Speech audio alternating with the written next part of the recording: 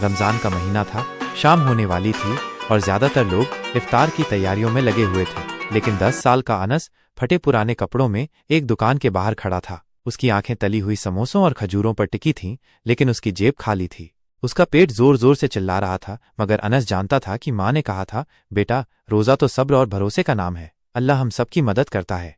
वो मायूस होकर पीछे मुड़ा और सड़क की तरफ बढ़ने लगा। तभी एक बूढ़ा, लंबी सफ़ेद दाढ़ी वाला आदमी उसके पास आया। उसकी आंखों में अजीब सी चमक थी और चेहरे पर रहमत की मुस्कान। बेटा, ये लो एक सिक्का, लेकिन इसे किसी नेक काम में खर्च करना, फिर देखना अल्लाह का करम। अनस ने सिक्का देखा, फिर उस बुजुर्ग की ओर देखा। वो आदमी बिना कुछ कहे आगे बढ़ गया और भीड़ में गायब हो गया। अनस सोच में पड़ गया। उसके पास सिर्फ एक ही सिक्का था। अगर वो इसे अपने लिए खर्च कर लेता तो क्या ये सही होता? लेकिन फिर उसे माँ की बातें याद आईं। उसी वक्त उसने देखा कि सड़क किनारे एक और गरीब आदमी बैठा था, जो शायद उससे भी ज्यादा भूखा था। अनस ने बिना सोचे समझे अपना वो एकमात्र सिक्का उस आदमी को दे दिया। अल्लाह का नाम लेकर रख लो चाचा।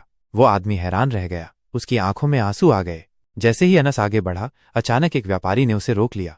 बेटा, मैं देख रहा था कि तुमने अपना आखिरी सिक्का किसी और की मदद के लिए दे दिया। अल्लाह ऐसे नेक बच्चों को बहुत पसंद करता है। ये लो, तुम्हारे लिए एक तोहफा।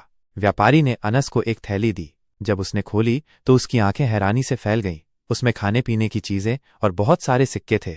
अनस की आंखों से खुशी के आंसू बह निकले। उसने आसमान की तरफ देखा और दिल से दुआ की। सच में, जो अल्लाह की राह में देता है, अल्लाह उसे कभी खाली हाथ नहीं छोड़ता।